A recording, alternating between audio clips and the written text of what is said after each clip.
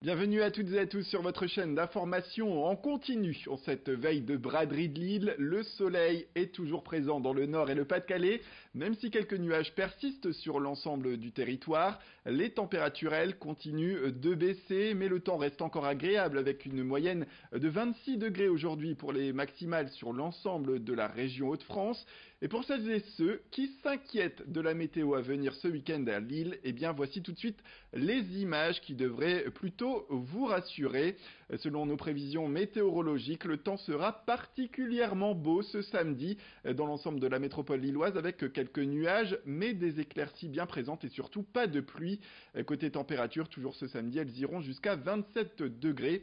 C'est dimanche que la grisaille sera de retour avec des températures bien en baisse, avec 21 degrés à noter pour les maximales. En tout cas, la pluie sera absente selon les prévisions durant la braderie. C'est la bonne nouvelle.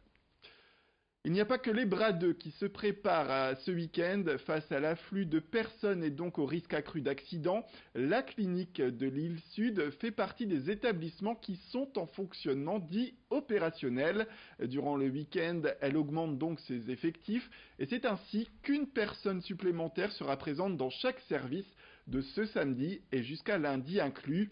La clinique est d'ailleurs en partenariat avec le CHU de Lille sur toutes les urgences de la matinée de samedi jusqu'à lundi, on le disait, pour permettre une prise en charge fluide. Pour la braderie, les équipes s'attendent d'ailleurs à une augmentation de 30% des passages par rapport à un week-end traditionnel. Pierre-Louis Burnoville, médecin aux urgences de SOS Main, revient sur cet événement à venir.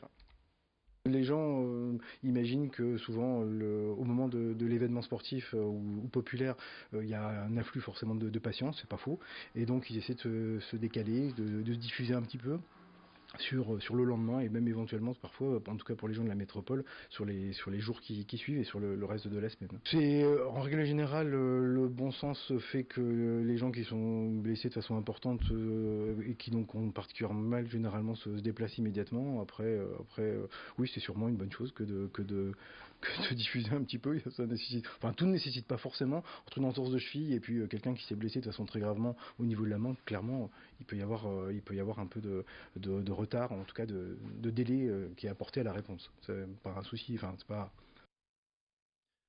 À Dunkerque et dans ses environs, les travaux d'un réseau de chaleur urbain vont débuter à la rentrée. L'énergie dite fatale de l'entreprise ArcelorMittal sera ainsi récupérée pour chauffer de nombreux équipements publics et l'équivalent de 3000 logements. Un projet prometteur pour la ville de Grande-Synthe notamment, qui va majoritairement profiter de ce réseau et qui pourrait ainsi économiser jusqu'à 1 million d'euros sur sa facture énergétique d'ici à 2024. Un investissement qui coûte 14,6 millions d'euros pour 16 km de canalisation supplémentaires qui permettront également, on le rappelle, d'éviter le rejet de 5500 tonnes de CO2 par an. La mise en service est prévue dès octobre 2020. On écoute tout de suite Patrice Vergrit en qualité de président de la communauté urbaine de Dunkerque. Il était au micro de Morgane Reynald. On continue à vouloir avancer sur cette question et trouver des énergies, je ne vais pas dire des énergies gratuites, mais quasi gratuites, parce qu'elles sont déjà produites. Et rien qu'ArcelorMittal, ce serait l'équivalent de 12 fois l'agglomération. On pourrait chauffer 12 agglomérations comme Dunkerque, rien qu'avec la chaleur récupérée sur ArcelorMittal. Vous vous rendez compte du potentiel? Si on fait l'ensemble de la zone industrielle au portuaire, on peut vraiment chauffer une grande partie de la région, rien qu'avec Dunkerque. Donc on voit le potentiel, on voit l'avenir. C'est une capacité à produire de l'énergie finalement sans avoir des conséquences à la fois sur le climat et à la fois en termes de pollution de l'air. Autre titre, ceux qui préféreront la quiétude de la campagne à la foule de la braderie de Lille, eh bien, vous avez rendez-vous ce week-end à Delémont. Les jeunes agriculteurs du Nord-Pas-de-Calais organisent Terre en folie. 10 000 visiteurs sont attendus tout de même dans cette commune de 1600 habitants. Cet événement familial entend rapprocher agriculteurs et consommateurs. Sur 16 hectares, des animations vont rythmer les 2 journées consacrées aux produits locaux et à l'agriculture périurbaine. Le public pourra visiter ainsi une mini-ferme, découvrir un marché du terroir, des ateliers pédagogiques, sans oublier la grande exposition de matériel agricole et la course d'âne. Et puis le temps fort, celui que tout le monde attendra, ce sera enfin le concours régional de labour. C'est ce dimanche après-midi. Retour en interview sur ce grand événement avec l'un des organisateurs au micro d'Idil Gunaï.